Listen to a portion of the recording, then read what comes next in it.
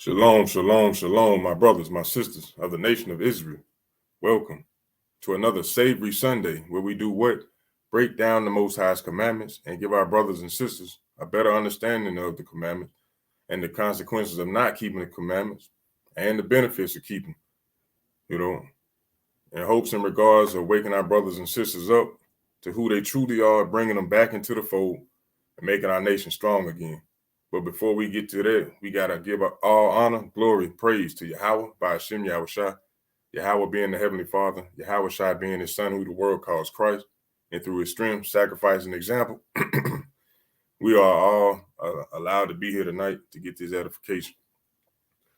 So before we start, just want to say special shout out to you brothers and sisters who are in this truth, who are enduring the wickedness of this world, to stay strong for the Lord, for the kingdom, for the elect's sake.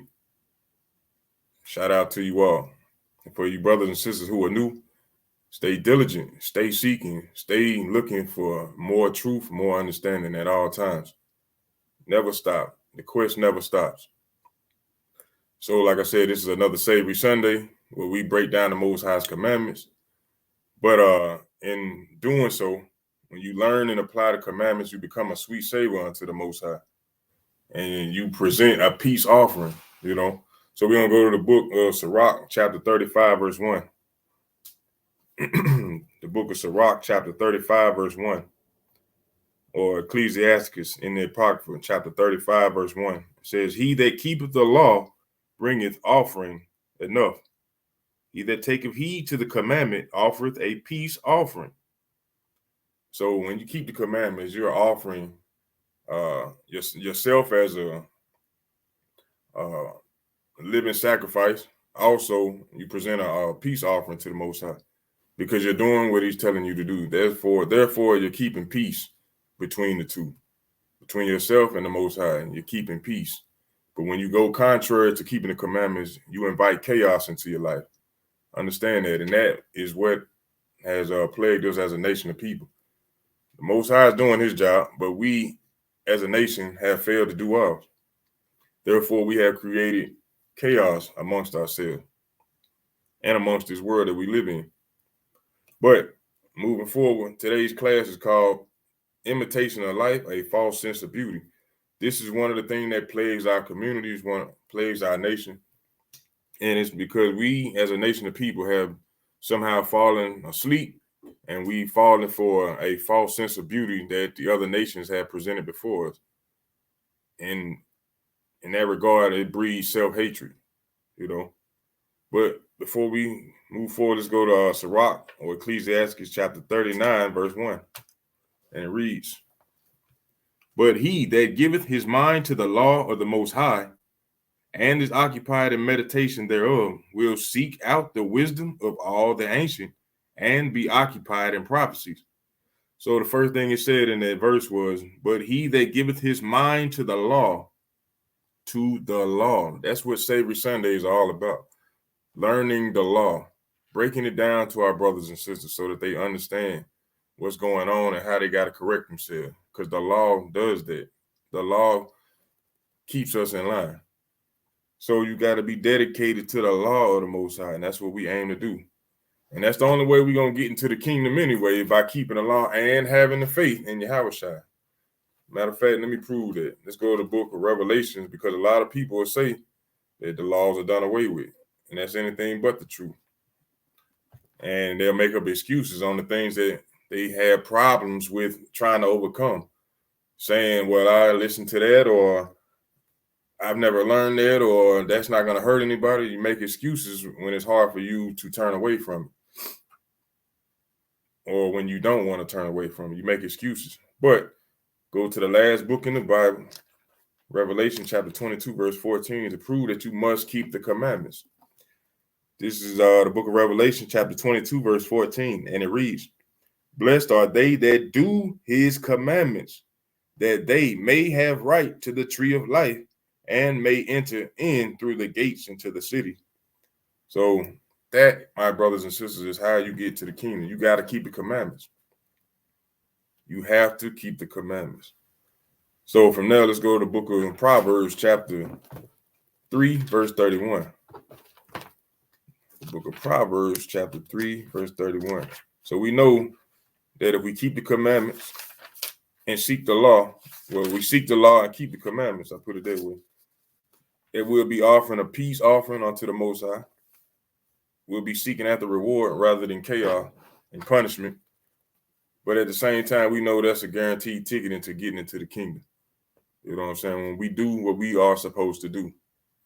So let's go to the book of Proverbs, chapter 3, verse 31. And it reads, envy thou not the oppressor, and choose none of his ways.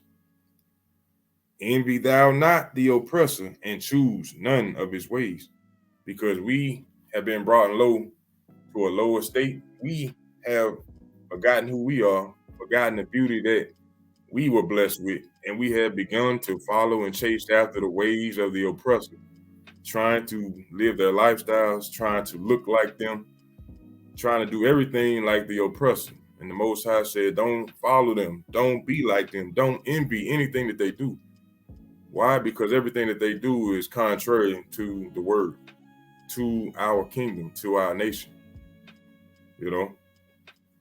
So from there, let's go to the book of Leviticus, chapter 13, verse 29. The book of Leviticus, chapter 13, verse 29. Because as you can see in these photos that's scrolling, a lot of our sisters and brothers have a false sense of beauty. They hate themselves whether they know it or not. They're trying to bleach their skins, change their hair color to look like the oppressor. And I know a lot of sisters, when they hear this or see this, they'll be like, they just hating on it. They hate our style. Why we can't be unique? No, that's not beauty. That's not you being unique. That's you taking a false sense of beauty and trying to live a life behind it. That's a false imitation of life, you know? And you putting these blonde wigs on, not knowing that that's an abomination. That's a sick disease. And I'm going to read that to you. Let's go to the book of Leviticus, chapter 13, verse 29. And it reads, if a man or a woman have a plague upon the head or the beard, so this for man and women, but it's a lot of you sisters that wear it, these blonde wigs all of a sudden. If a man or woman have a plague upon the head or the beard, then the priest shall see the plague. You see that? Blonde hair is a plague. The priest shall see the plague, and behold, if it be in sight deeper than the skin, and there be in it a yellow thin hair, then the priest shall pronounce him unclean. It is a dry scald, even a leprosy upon the head or beard. You see that? It is a leprosy. But our people look at it as if it's some type of fashion statement. No, these other nations promoted that to you so that you would be in sin by wearing and going contrary to what the Most High actually gave you. He gave us beauty, you know, and we that leprosy, those wigs, those blonde wigs, and those colorful wigs is promoted by the hated when the Lord is against it. The Lord don't want our brothers and sisters walking around with wigs, eyelashes on their forehead, and fake nails. Come on now. What is the purpose? The Lord is not with that. Everything that we need, he already gave us. But to show the level of self-hatred that we have, we will change everything about us, especially the sisters. Change everything. He gave you hair to grow that everybody wants, but yet and still we don't want to take care of it nor grow it. We'd rather put a wave cap on our head with some weave attached to it just so we can walk out the door rather than take care of our own health. You never seen that growing up in your own household as a child. And I'm talking to those who are 40 and over. You didn't see that in your household growing up. You didn't see your moms and your grandmas wearing weave and wigs in their heads. You know, this is the level of destruction that we have become conditioned to, believing that this is but this is true beauty. You know, everybody's walking around with the so-called baby hair, with the $200-300 wigs or lace fronts. You know, plastering on what do you call it, baby hair. They wearing scarves now, headbands. They got the weave or the braids attached to it. You know, this is a new low for us. Even the men are doing it. You know, putting on fake braids and whatnot. We got to come away from that. That's a false sense of beauty. You know, but like I said before, all this is promoted by the hated when the Lord is against it. Who is the hated? Let's go to the book of Romans chapter 9, verse 11. You know what? Let's go to Malachi first, just to show you what was already written. Let's go to the book of Malachi, chapter 1, verse 2. It says, I have loved you, saith the Lord. Yet ye say, wherein hast thou loved us? Was not Esau Jacob's brother? Saith the Lord, yet I loved Jacob, and I hated Esau, and laid his mountains and his heritage waste for the dragons of the wilderness. So whether you know it or not, brothers and sisters, Jacob and Esau, that would be the so-called African American, or not, I ain't gonna say that. That's the 12 tribes versus the Edomites, or the so-called white folks. Esau is the so-called white man, and the Lord hates him. He said, I love Jacob, meaning the 12 tribes of Israel, because that's whose Jacob's name was changed to Israel. He loved Israel, loved Jacob, but hated Esau. Why? Because Esau, it was just born that way. I'm going to show you that in Romans. But you see that it was written in Malachi, and we're going to go to Romans to show you that it's written in the New Testament as well. Because a lot of people like to say, well, that's in the Old Testament. We're going to show you in the New as well. Let's go to the book of Romans, chapter 9. Book of Romans, chapter 9, verse 11. And it says, for the children, being not yet born, neither having done any good or evil, that the purpose of Yahweh, according to election, might stand, not of works, but of him that calleth. See that? This is telling you right now about Jacob and Esau. They weren't even born yet, but they had a purpose. Not doing any good or evil, but they had a purpose established already before being born. Verse 12, it says, it was said unto her, the mother, the elder shall serve the younger. As it is written, Jacob have I loved, but Esau have I hated. You see that? What shall we say then? Is there unrighteousness with Yahweh? Yahweh forbid. You see? So it's written in the scriptures who the hated is. And the hated are the same individuals that promote this wickedness and have our people hating themselves. Look at that. All-time great when he was slugging and knocking the ball out the park.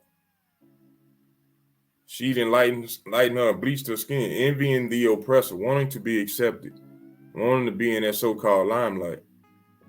Our athletes, celebrities, entertainers, whatever the case, want to be like the oppressor, so they try to lighten their skin. Michael Jackson did it. You know, it's a lot of celebrities doing it. So naturally, when you see the celebrities doing it, who else gonna follow behind that? The people that's watching them on TV. Teaching our people to consistently hate themselves. You know, that's a perfect transformation right there. Self-hatred. But the Most High is against it, and he's against Esau, who promotes it. Because when you think about it, we don't own any beauty supply stores for the most part. We might have a few here and there, but as a vast majority, the other nations own them. And they plaster images of our sisters wearing these curly pink wigs, green wigs, blue wigs, blonde wigs. And then the celebrities are wearing them on TV. So our people, our sisters are flocking to these stores to buy this false sense of beauty. Hating their own hair, that great hair, that hair like the Most High, you know, or the pure wool, the same hair that Yahushua had. We hate that. We've been taught to hate everything about ourselves. Hate our hair. We want to go get straight hair, like the dogs of the other nations. You know? But the Lord is against Esau. Esau is hated. But the Most High is the author of beauty. We're going to prove that to you as well. Let's go to the book of Wisdom of Solomon, in the Apocrypha. Wisdom of Solomon, chapter 13, verse 3. And it reads, with whose beauty, if they being delighted, took them to be gods, let them know how much better the Lord of them is. For he is the first author of beauty, have created them. Let me read that again. Wisdom of Solomon, chapter 13, verse 3. With whose beauty, if they being delighted, took them to be gods, let them know how much better the Lord of them is. For the first author of beauty hath created them. So it's saying, with whose beauty, if they being delighted, took them to be gods. The other nations seen the beauty of our people and took us to be gods. You know, as soon as we came out of Egypt, they heard of our fame, the destruction that the Lord did on our behalf. We had fame coming out of Egypt. The other nations were spooked, scared. But when they seen us, they were amazed at our beauty. Why? Because the Most High created beauty through us. Understand it. He is the author of beauty, not Esau. I know Esau got control of the media, the magazines, everything that you see and listen to, but he is not the author of beauty. Everything he learned, he has learned from us, and he tried to flip it to go against the things that we were created to do. We need to understand that. Matter of fact, Most High decked us out, and I'm going to prove that. Let's go to Ezekiel chapter 16, the book of Ezekiel, chapter 16, verse 10. Let me get that right quick. The book of Ezekiel, chapter 16, verse 10. And I'm going to show you that the Most High always had his children looking right, just like you tried to today. Keep them with style, keep them jazzed up, keep them fresh, fly, whatever you want to call it. Most High did the same thing with us, but we rejected today and run toward the false sense of beauty that the enemy has presented to us. Let's go to the book of Ezekiel, chapter 16, verse 10.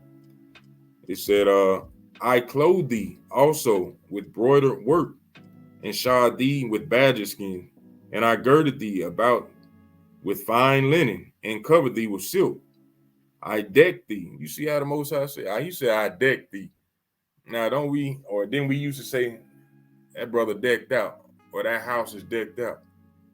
Listen to what the Most High said. I'm going to read it again. Ezekiel 16 and 11 said, I decked thee also with ornaments, and I put bracelets upon thy hand, and a chain on thy neck, and I put a jewel on thy forehead, and earrings in thine ears, and a beautiful crown upon thy head. Thus was thou decked with gold and silver, and thy raiment was of fine linen and silk embroidered work. Thou didst eat fine flour, honey, and oil, and thou was exceeding beautiful, and thou didst prosper into a kingdom. You see that? But I'm going to keep reading. It says, and thy renown went forth among the heathen for thy beauty, for it was perfect through my comeliness, meaning his beauty, which I had put upon thee, saith the Lord God. But thou didst trust in thine own beauty, and played the harlot because of thine renown, and pours out thy fornications on every one that passeth by. His it was.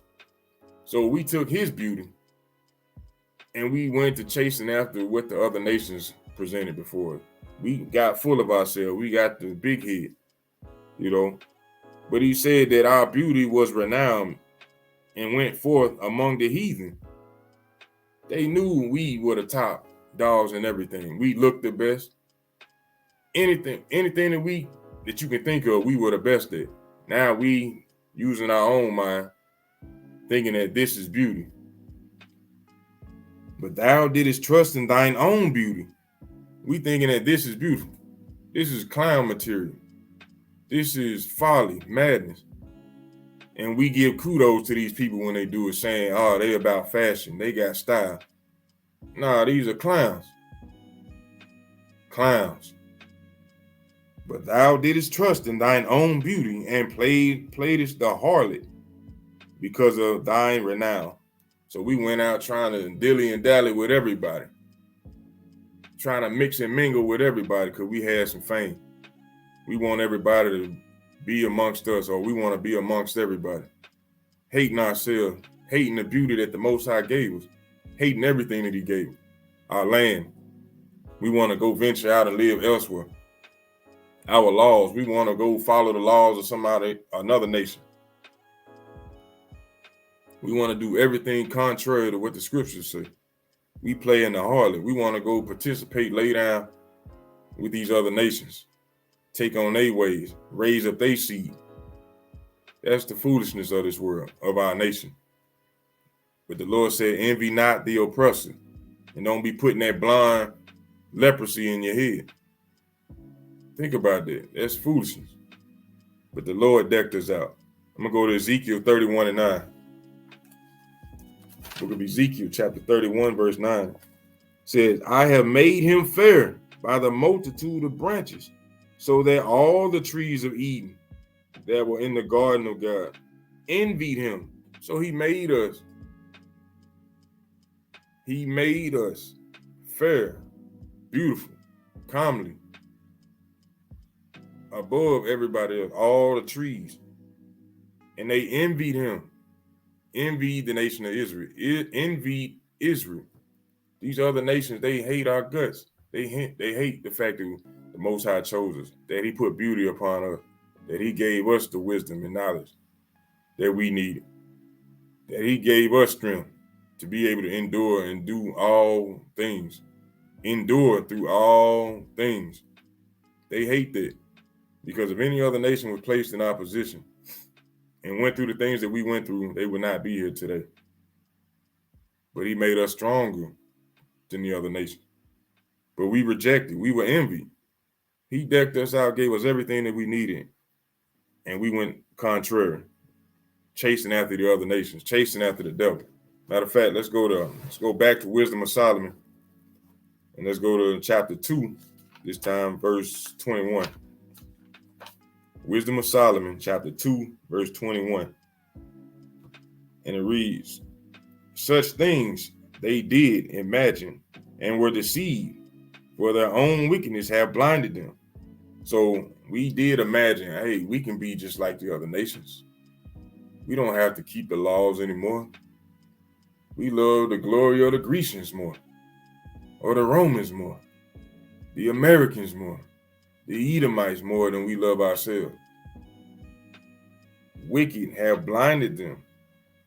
Verse 22, as for the mysteries of Yahweh, they know them not, neither hope they for the wages of righteousness, nor discern a reward for blameless souls. So now we lost as hell. We don't know the mysteries unless you're in this truth as to what's going on in this world.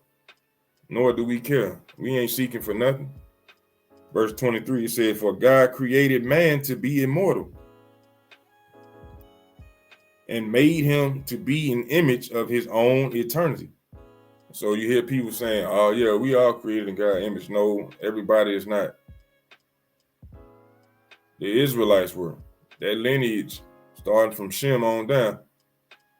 From Adam to Shem, to Seth, till got to Shem. That lineage created to be in his image. Verse 24, nevertheless, through envy of the devil came death into the world, and they that do hold of his side do find it. So it says, nevertheless, through envy of the devil came death into the world. Now, death as an overall, yes, everybody dies. Everybody's born and everybody dies. But it wasn't created that way in the beginning. But also, Israel is a world. And through envy of the devil, death came. And the death of our glory came to be. Understand, by us chasing after the other nations, chasing after Satan, the death of our glory came to play as well. Where we are no longer a nation. We fell off from being the top dogs to being on the bottom of society. Where these other nations trotting down upon us, looking down on us, sucking their teeth, shaking their head, clapping their hands, looking like, damn, look how far they done fell. And they don't even know that they got chosen people. They don't even know they the greatest people on the planet. Therefore, our nation ceased to exist amongst mankind for a long time, due to us chasing after Satan. We need to understand these things. But let's go to Romans chapter 10, verse 18. Romans chapter 10, verse 18. And it reads, but I say, have they not heard? Yes, verily, their sound went into all the earth, and their words unto the end of the earth. But I say, did not Israel know? First Moses saith, I will provoke you to jealousy by them that are no people, and by a foolish nation I will anger you. You see that? So our people didn't even know that our fame went throughout all the world for some odd reason. Not knowing that these other nations love and want to be just like us. Now we're jealous constantly of the other nations. We want to live their lifestyle. We want the house with the picket fence. We want the dog Lassie running around. We want the kids to get off the school bus at the same time. We want to come out, pick up the newspaper, look down the road and see the damn other neighbors at the same time, greeting them. We want to celebrate Christmas and put up decorations just like the other nations. Don't even know what it means. Just following blindly. Don't know what we doing. Don't have no goal in mind. Just trying to get money and have a good time. Foolishness. Verse 20. Let's go to Proverbs 24 and 19. Like I said, it ain't gonna be a long class. I got maybe 3-4 more precepts, and I'll be done with it. But I'm letting you know we live in an imitation of life, because the life that we live in here in Babylon this is not a great life. And we need to realize we were sent here for correction, not to be trying to live it up, because it's not a place where you can live it up. It's a place where you can be involved in a whole bunch of wickedness, but living it up, nah. There's no such thing here. But let's go to the book of Proverbs, chapter 24, verse 19. And it reads, fret not thyself because of evil men, neither be thou envious at the wicked, for there shall be no reward to the evil man. The candle of the wicked shall be put out. So we should not be envying the oppressor, because a candle they light, their lives will be put out. They will be destroyed. So there's no reason for us to be envious of them, trying to live a lifestyle, trying to be accepted by them. All we have to do is keep the commandments, and they'll come back to doing what they're supposed to be doing, which is serving us. But when we try our best to please them, serve them, we'll never truly find happiness. Why? Because the Lord said it's not our resting place. We are not supposed to be over here living it up. We're supposed to be raising our brothers and sisters back up to keeping these commandments, teaching them and raising them the right way, not according to how these celebrities raise their children and let them run them up, misleading the people. Don't envy your oppressors or the wicked individuals that be so-called successful in this world. That's not successful just because you got some money in your pocket. Understand that, my people.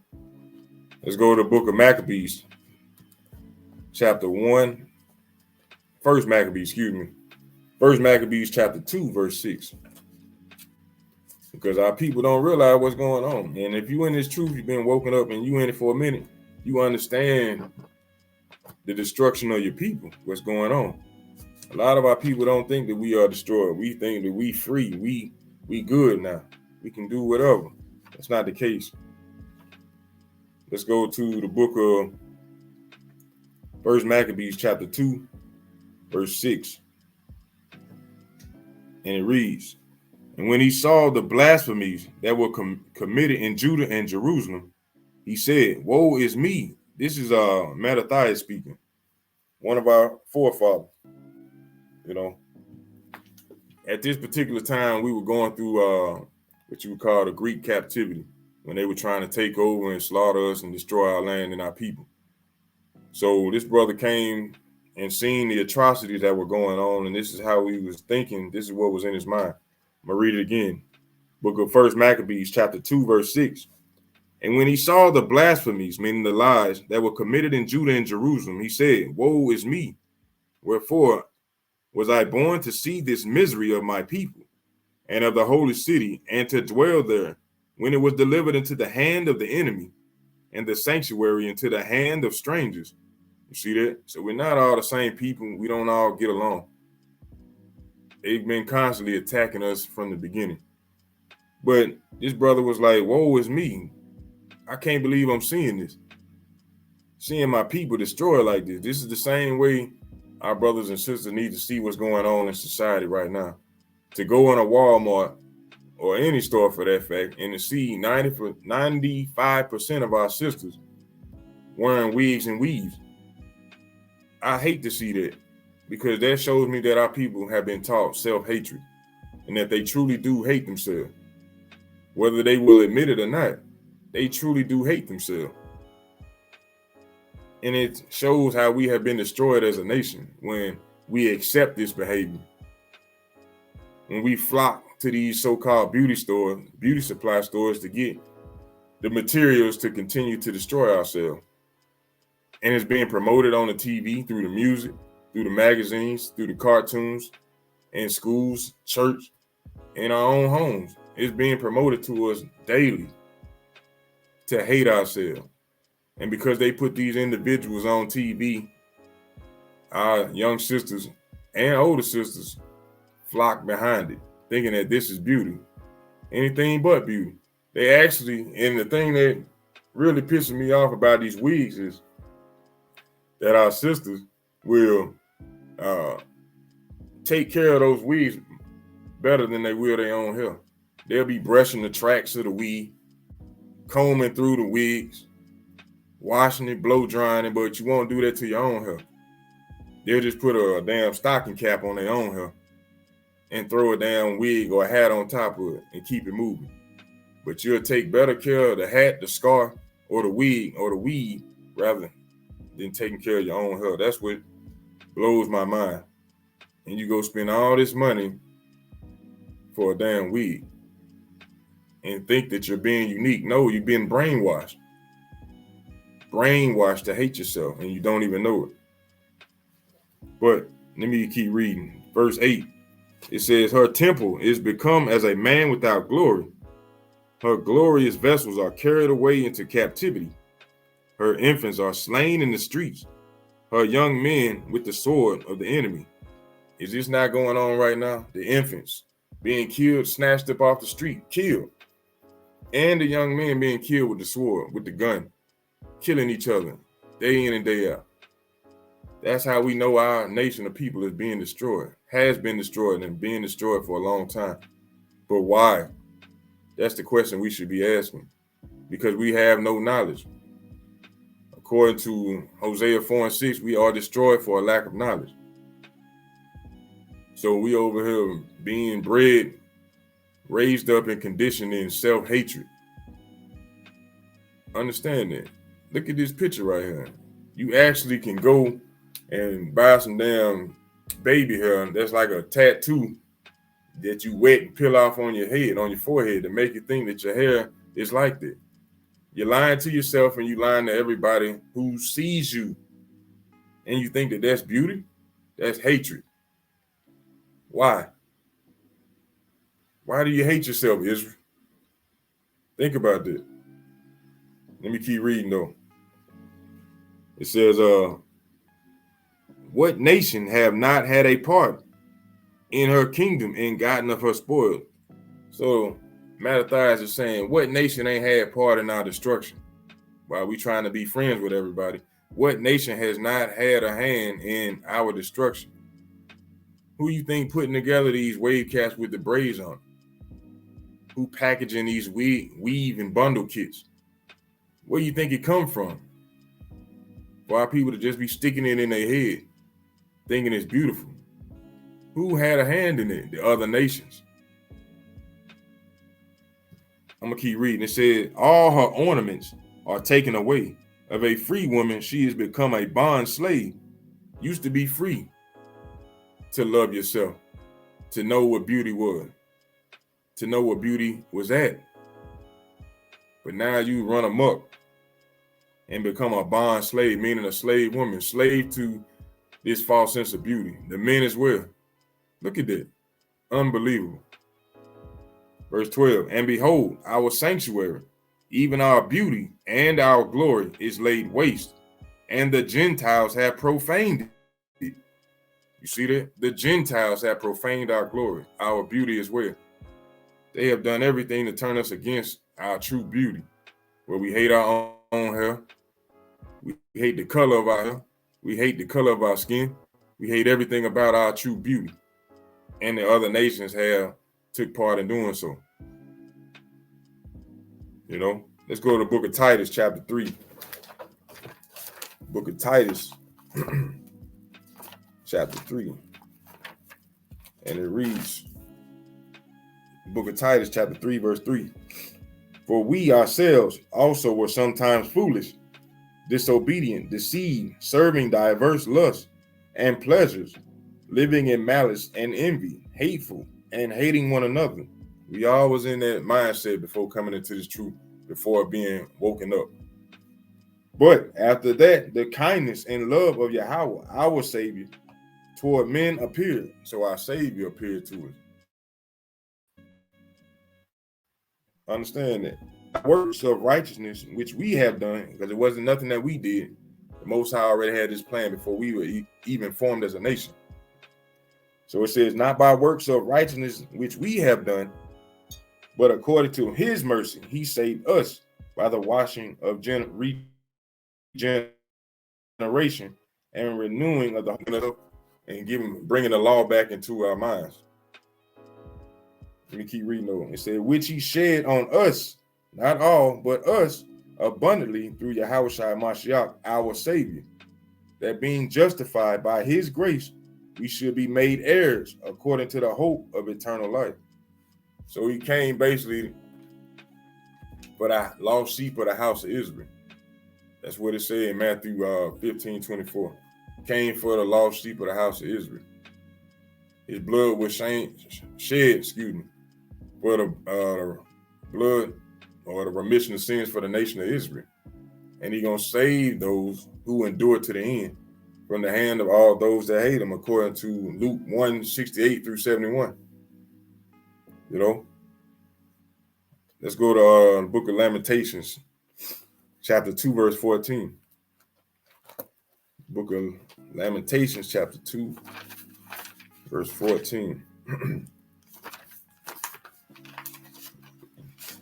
Bear with me. And it reads, because the enemies know that we are the true example of beauty. And I'm going to show you that. Once again, Lamentations chapter 2, verse 14 says, thy prophets have seen vain and foolish things for thee, and they have not discovered thine iniquity to turn away thy captivity, but have seen thee false burdens and causes of banishment. So our leaders, our prophets, at one point in time, the wicked ones, they seen all the wickedness going on, just like the Pharisees and Sadducees, but they didn't change anything. They didn't speak up and get our people in line and cause us to be banished from our own land.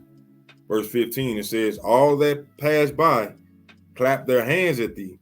They hiss and wag their head at the daughter of Jerusalem, saying, is this the city that men call the perfection of beauty? I'm going to read that last part again.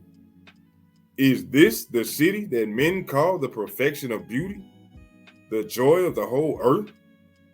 You see that they know, they always have known that we were the beauty, the perfection of beauty. Everybody wants to be like us.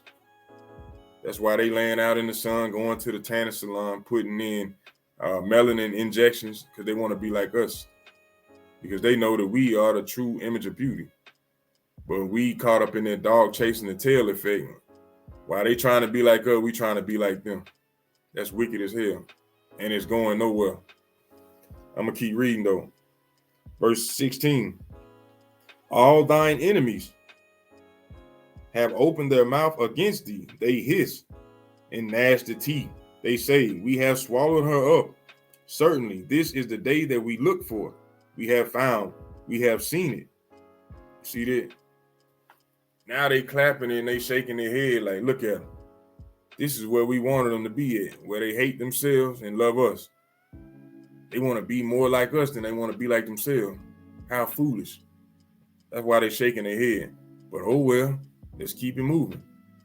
Look at them. They looking like clowns now. This is what they want in life. They don't want rulership. They just want somebody to give them some likes and comments. Give them some thumbs up. They want somebody to just take pictures of them. They want to entertain us. Let's do that. Let's continue down that path. Let's see what the Lord say though. Let's go to chapter over to Lamentations, chapter 3, verse 40. Lamentations, chapter 3, verse 40, and it reads, let us search and try our ways and turn again to the Lord. Let us lift up our heart with our hands unto Yahweh in heaven, in the heavens. We have transgressed and have rebelled. Thou hast not pardoned. Thou hast covered with anger and persecuted us. Thou hast slain. Thou hast not pitied. Thou hast covered thyself with a cloud, that our prayers should not pass through. Thou hast made us as a offscouring and refuse in the midst of the people. All our enemies have opened their mouths against us. Fear and a snare is come upon us, desolation and destruction. Mine eye runneth down with rivers of water for the destruction of the daughter of my people. So we to the point right now, I know I am, and I know our brothers in this truth are, to see our sisters walking around with the weaves, the fake eyelashes, fake everything, being destroyed, and we hate that. Tears running literally down our faces to see this on a daily basis. And our sisters don't want correction. They don't want to hear that their original hair is what's beautiful. That's what makes them the beauty or the perfection of beauty, when they truly are rocking their natural, what the Most High gave them, instead of abominations that were created, thinking that it's style or being unique. We hate that. But the Lord said, turn back to him. Let's go to the book of Zephaniah, chapter 3, verse 18. Book of Zephaniah, chapter 3, verse 18. And it reads, I will gather them that are sorrowful for the solemn assembly, who are of thee, to whom the reproach of it was a burden.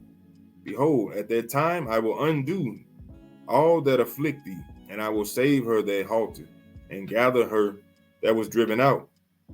And I will get them praise and fame in every land where they were put to shame. At that time will I bring you again, even unto that time that I gather you, for I will make you a name and a praise among all people of the earth, when I turn back your captivity before your eyes, saith the Lord. So when we put down the wickedness of this world and humble ourselves and come back to remembering who we are, repent of our wickedness, start praying to the Most High, start keeping these commandments most important, and having faith in his Son, then will he come to gather us and continue filling out prophecy. But right now, we slowly but surely waking up. But it's up to you brothers and sisters who are watching this video to be uplifted in the spirit, to continue to study, to show yourself approved, to go harder each and every day that you have an opportunity to wake your brothers and sisters up to this truth, to get them out of this decayed state of mind that they're in right now, to bring our people back to loving themselves again instead of hating who they are. You know, it's up to us, knowing and having this understanding, we got to do more, Israel. We can't slack. We got to continue to push, because it's a reward at the end. You know, do not fall for the wickedness of this planet or this earth. Stay strong, keep enduring. You know, be unmovable, steadfast in this truth. Stop hating yourself, love your people, And in that regards, I pray and hope that you brothers and sisters learn something and you understand truly what's going on in this world and what we must do as a people. So I'm your brother Ananias for A.O.I, the Awakening of Israel. And I got to give all honor, glory, praise to Yahweh by Hashem Yahushua. Shout out to you brothers and sisters who in this truth. Keep enduring, keep pushing. Learn more, do more. And on that note, I say shalom to you. Love you, and I'm out.